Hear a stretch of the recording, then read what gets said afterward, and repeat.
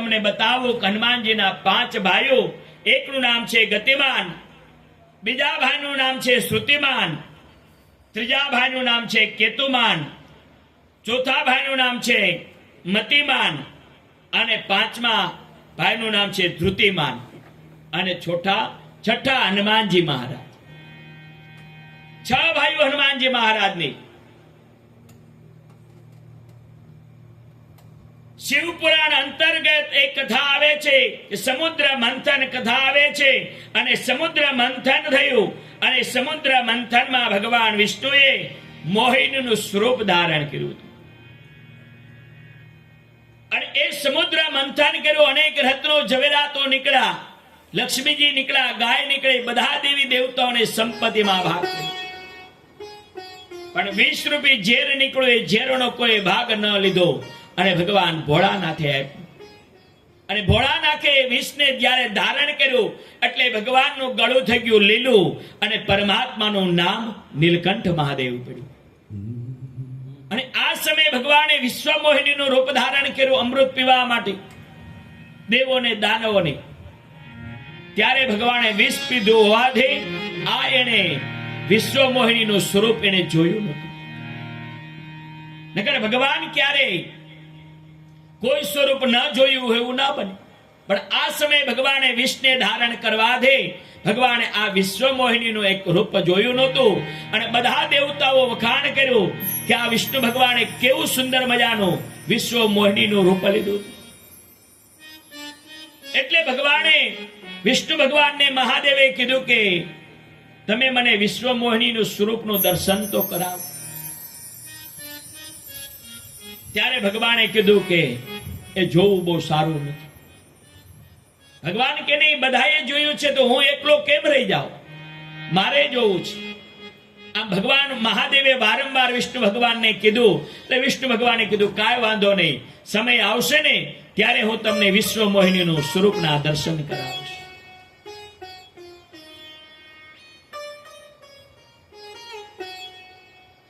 આમ ધીમે ધીમે સમય વીતવા લાગ્યો છે.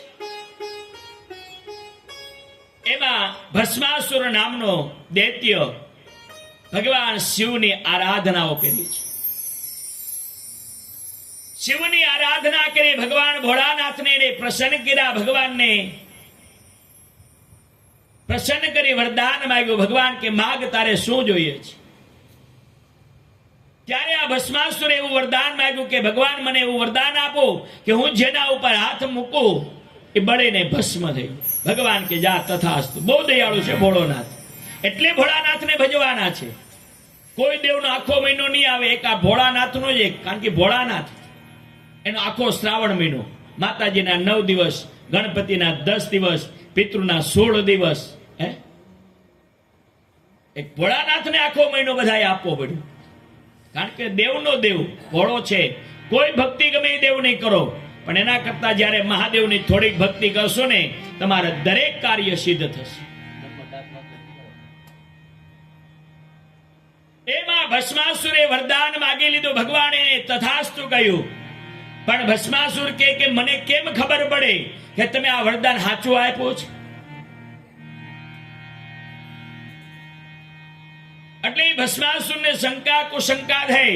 એટલે ભસ્માસુર કે ભગવાન એક કામ કરું, તમારી ઉપર પેલો પ્રયોગ કરી નાખું. भस्मासुर को तूने कंकण दिया है, भस्मासुर को तूने वरदान दिया है, उसने तेरा पीछा किया है, उसने तेरा पीछा किया है, कंकण लेके उसको नाच नचाया बोले रखवाले, कंकण लेके उसको नाच नचाया बोले रखवाले, मतवाले मतवाले के बम बम बोले शंकर, गले में नाग भयंकर, डम डम डमरू बाजे, सिदारे बोले शंकर, ओ पाद सिधारे बोले, पग पग के बोले रखवाले। राज स्वामी बोले भगतन के बोले रसवाले मतवाले कि बम बम बोले दंगल धरे में नाग भयंकर बम बम डमरू बाजे सदा शिव बोले दंगल આમે પરમાત્મા ભસ્માસુર પ્રયોગ કરવા માટે શિવ ઉપર તૈયાર થયા છે. ભગવાન ત્યાંથી દોડ્યા છે અને એની પાછળ ભસ્માસુર. જંગલમાં ભગવાન જતા રહ્યા.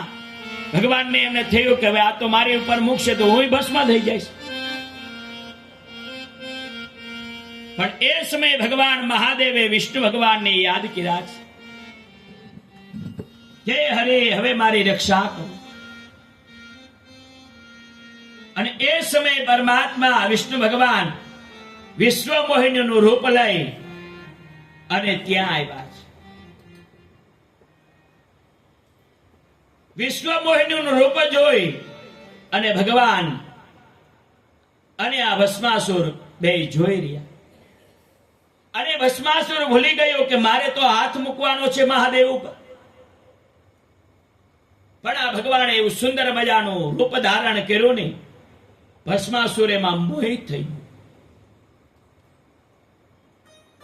ધીમે ધીમે ભસ્માસુરે વિશ્વ મોહિનીના સ્વરૂપ પાસે આવ્યો કે તમે કોણ છો? તમે લગ્ન કર્યા છે કે નહીં? કે ના, મેં લગ્ન નથી કર્યા.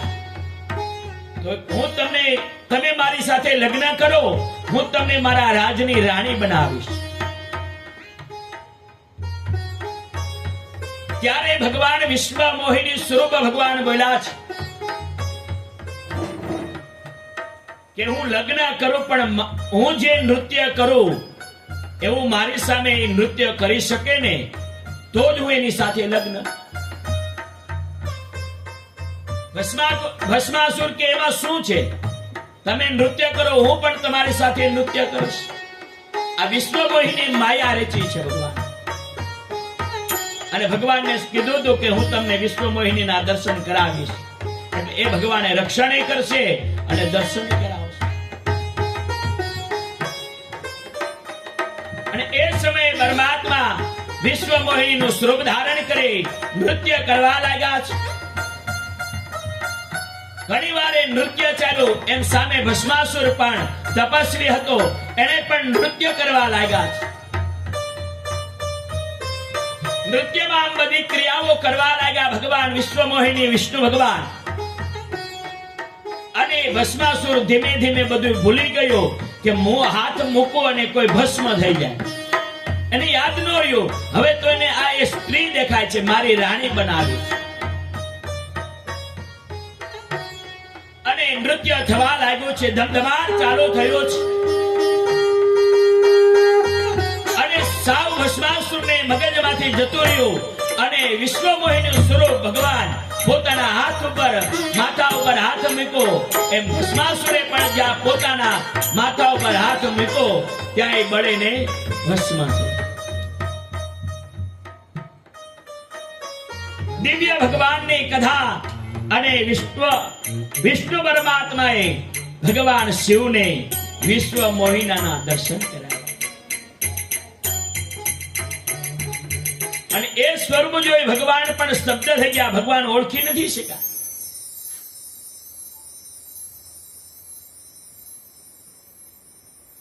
ત્યારે ભગવાન સ્વયં નારાયણ જે મોહિનીનું સ્વરૂપ ધારણ કર્યું અને એ દર્શન પરમાત્મા શિવને કરાવ્યા છે. અને એ સમયે ભગવાન શિવના શરીરમાંથી તેજ નીકળ્યું. તે તેજને પત્રપુટમાં રાખી લીધું છે. અને એ મહાદેવજીએ પત્રપુટમાંથી જે તેજ નીકળ્યું એ ગૌતમની કન્યા અંજનીની જ્યાં સાધના કરે છે એમના ગર્ભ માટે સ્થાપિત કરી દીધું છે.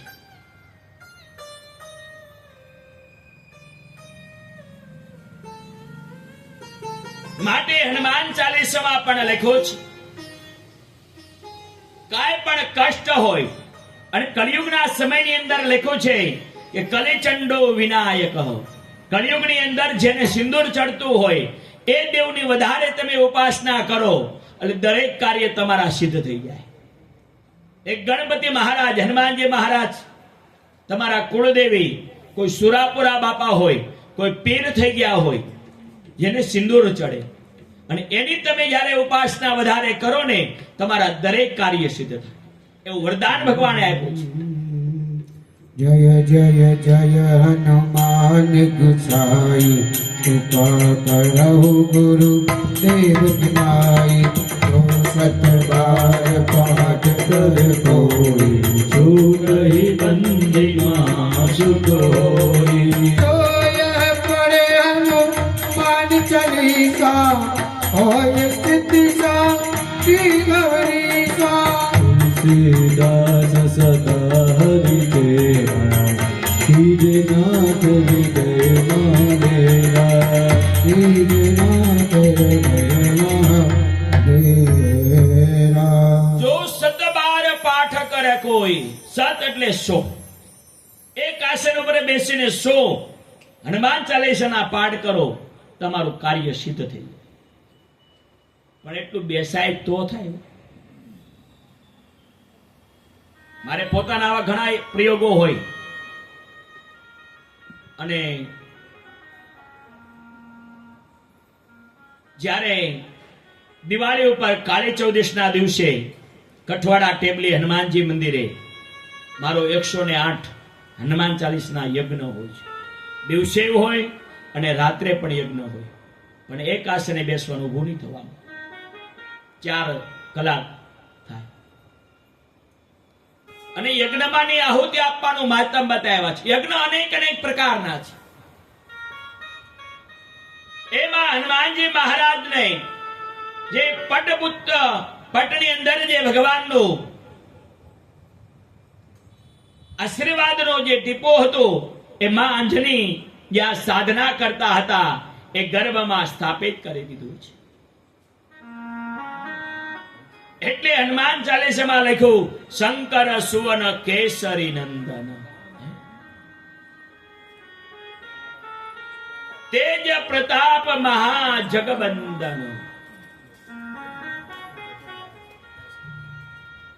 7000 વર્ષ સુધી કપિ કેસરીએ સાધના કરી હતી, અને સાધના કરી હતી એટલે તેના જેવો સંતાન થાય છે.